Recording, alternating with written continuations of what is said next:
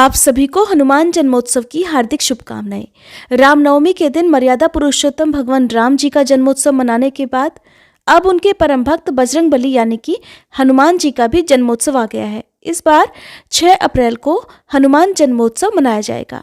हर वर्ष चैत्र मास के शुक्ल पक्ष की पूर्णिमा को भगवान श्री राम के प्रिय भक्त बजरंगबली हनुमान जी का जन्मोत्सव मनाया जाता है। अजर और अमर माने जाने वाले हनुमान जी को प्रसन्न करने के लिए ये बहुत ही शुभ दिन माना जाता है। मान्यता है कि इस पृथ्वी पर आज भी हनुमान जी सशरीर विराजमान हैं। इस बात का प्रमाण महाभारत में भी मिलता है। हनुमान जी कलयुग के अंत तक धर्म की रक्षा के लिए सदा पृथ्वी पर रहेंगे। भगवान राम ने इन्हें चिरायु होने का आशीर्वाद दिया है।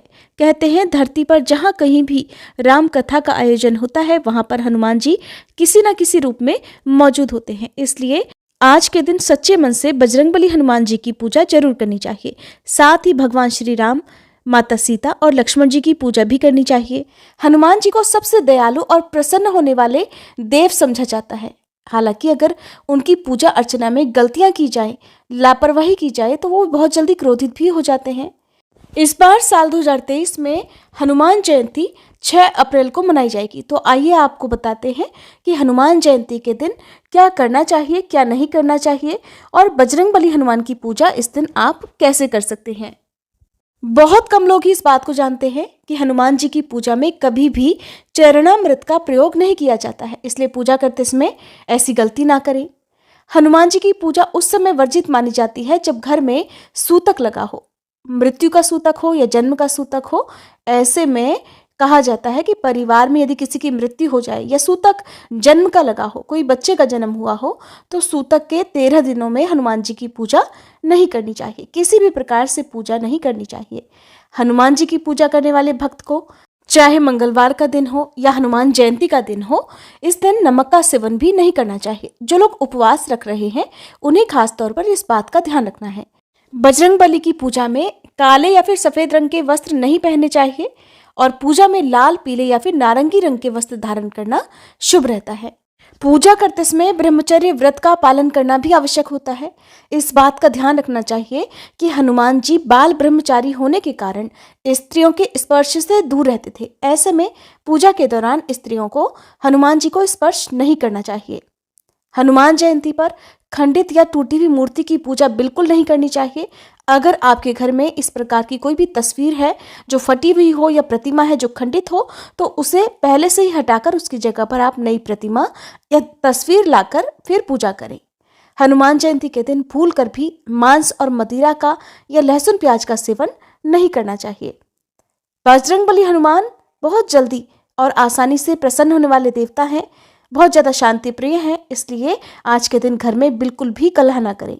अशांति से, कलह क्लेश से शनिदेव का प्रकोप भी बढ़ सकता है और बजरंगबली भी क्रोधित हो सकते हैं। इन सब के साथ ही दिन के वक्त सोने से परहेज करना चाहिए। जिन्होंने व्रत रखा है खास तौर पर उन्हें इस बात का ध्यान रखना है और संभव हो तो सारा दिन हनुमान चालीसा का पाठ करना चाहिए। ज्योतिष शास्त्र के अनुसार हनुमान जयंती के दिन ग्रह दशा बहुत महत्वपूर्ण मानी जाती है। आज के दिन भक्तों को अपनी ग्रह दशा को समझने और संतुलित बनाने के लिए ये जो दिन होता है वो बहुत शुभ होता है। भक्त इस दिन विशेष उपायों से, पूजा विधियों का पालन करके अपनी ग्रह दशा को संतुलित कर सकते हैं।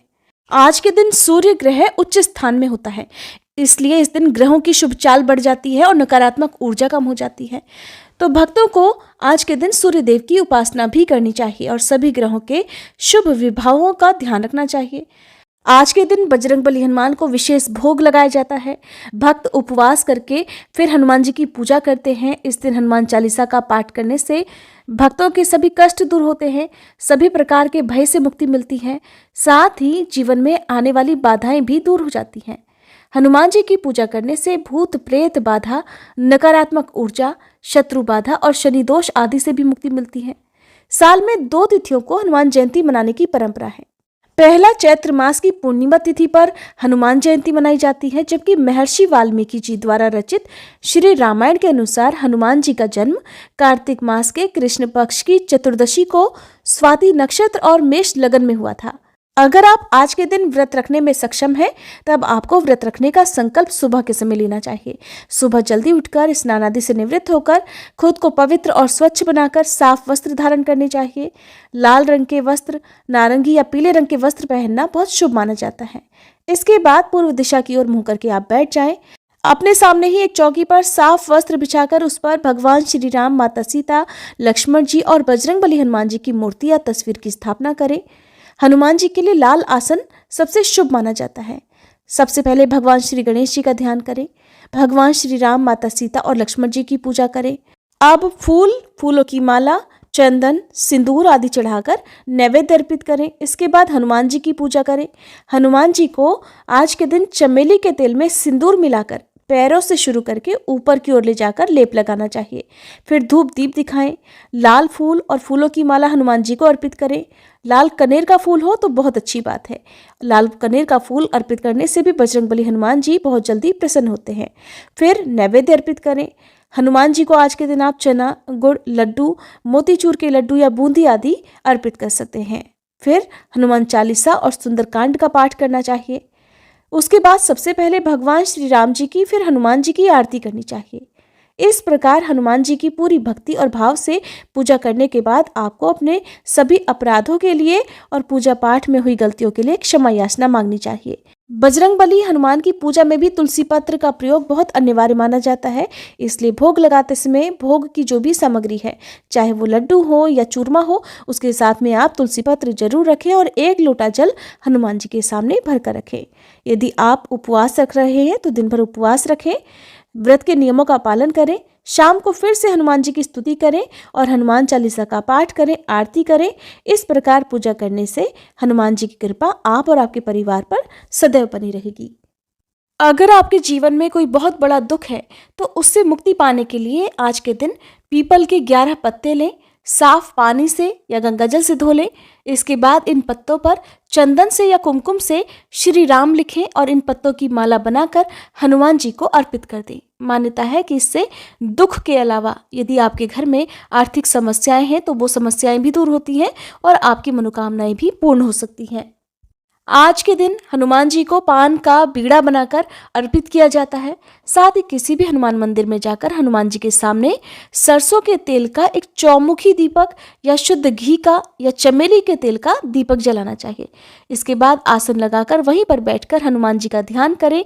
हो सके तो बजरंग बाण का पाठ और श्री हनुमान चालीसा का पाठ करना चाहिए। ऐसा करने से भी हनुमान जी की कृपा बनी रहती है। अब कुछ खास बातें जो केवल महिलाओं के लिए हैं। इन नियमों का ध्यान महिलाओं को जरूर रखना है। हनुमान जी की पूजा करते समय, चाहे मंगलवार का दिन हो या हनुमान जयंती का दिन हो, आपको कुछ बातें ध्यान में रखनी है। मान्यता है कि हनुमान जी बाल ब्रह्मचारी थे और स्त्रियों के स्पर्श से दूर रहते थे। इसलिए मान्यताओं के अनुसार हनुमान जयंती के दिन पूजा करते समय महिलाओं को इन कुछ बातों का ध्यान रखना चाहिए, जैसे कि हनुमान जी को स्पर्श नहीं करना चाहिए, क्योंकि आज के दिन बजरंगबली हनुमान जी की मूर्ति या तस्वीर पर सिंदूर का लेप लगाया जाता है। तो महिलाओं को सिंदूर का लेप बजरंगबली पर नहीं लगाना चाहिए। हनुमान जी को चोला नहीं चढ़ाना चाहिए। ये तो कुछ काम ऐसे हैं जो महिलाओं को नहीं करने चाहिए, लेकिन महिलाएं अगर चाहें तो हनुमान जयंती के दिन बजरंगबली हनुमान की पूजा करके विधिवत धूप दीप दिखाकर हनुमान जी के चरणों में दीपक जलाकर रख सकती हैं। बिना स्पर्श किए ही आज के दिन आपको पूजा करनी चाहिए। इसके अलावा बजरंग बाण का पाठ, हनुमान चालीसा का पाठ आसानी से कर सकते हैं।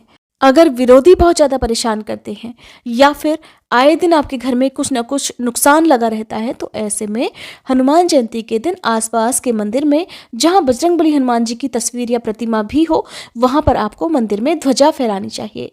और ये ध्वजा आप अपने घर के छत पर भी लगा सकते हैं। ध्यान रखें कि ध्वजा अगर पहले से लगी हुई है, फट गई है, किसी प्रकार से खराब हो गई है, तो उस ध्वजा को आप हनुमान जयंती के दिन बदल भी सकते हैं और नई ध्वजा वहां पर फहरा सकते हैं। अगर आज की ये जानकारी आपको पसंद आई हो तो प्लीज़ वीडियो को लाइक करके चैनल को सब्सक्राइब करना मत भूलिएगा।